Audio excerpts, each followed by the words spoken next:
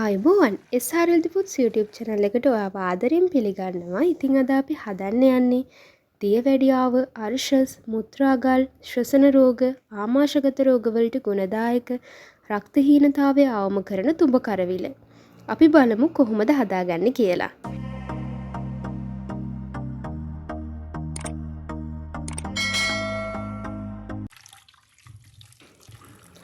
ඉස්සෙල්ලා මම තුඹ කරවිල ටික මේ වගේ හොඳට හොදලා හතරට පළලා ඇට අයින් කරගන්නවා.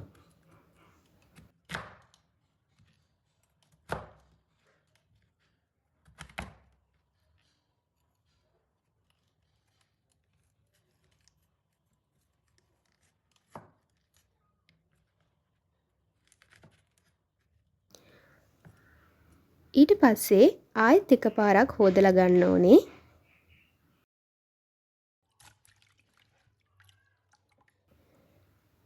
දැන් මේ වගේ ඇතිලියක් ලිපේ තියලා තෙල් ටිකක් දාලා කුරුඳු පොතු කෑල්ලක් උළු හාල් තේ හැඳි භාගයක් දාලා ඒ ටික රත් වෙද්දී කරපිංචා, රම්පේ, සුදු ලූණු, අමු මිරිස් මේ ටික එකතු කරලා හොඳට බෙද ගන්නවා.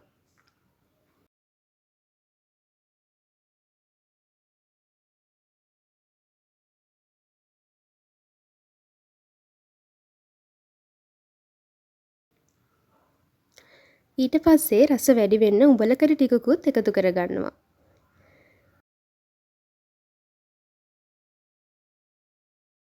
දැන් මිරිස් කුඩු තේ හැඳි දෙකක් කහ පොඩ්ඩක් එකතු කරලා හොඳට කලවම් කරගන්න ඕනි.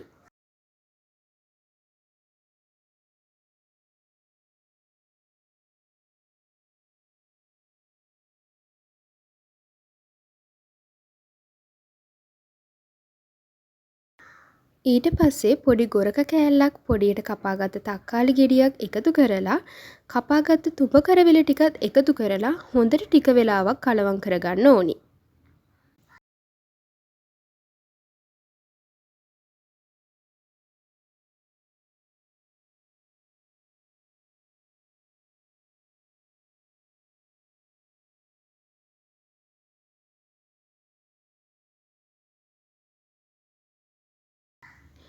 ඊට පස්සේ වතුර කෝප්ප එකක් දාලා ලුණු රස ගානට දාලා කරවිල ටික වහලා තම්බ ගන්නවා.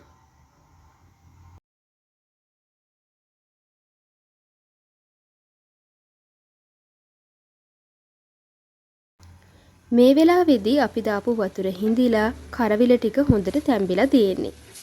දැන් මම පොල් කිරි කෝප්ප එකක් දාලා හොඳට පැහැෙනකන් උයා ගන්නවා.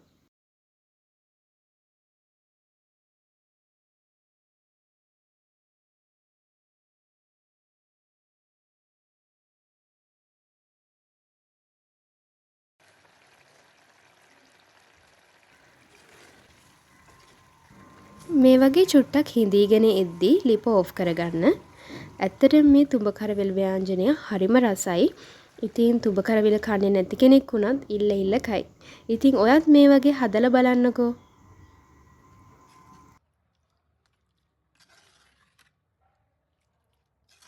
ලංකාවේ හෙල්දි විදියට කෑමු යන එකම YouTube channel එක subscribe කරලා නැත්නම් subscribe කරලා මගෙත් එක දිගටම එකතු වෙන්න කියලා ආදරෙන් ඉල්ලනවා. ස්තුතියි.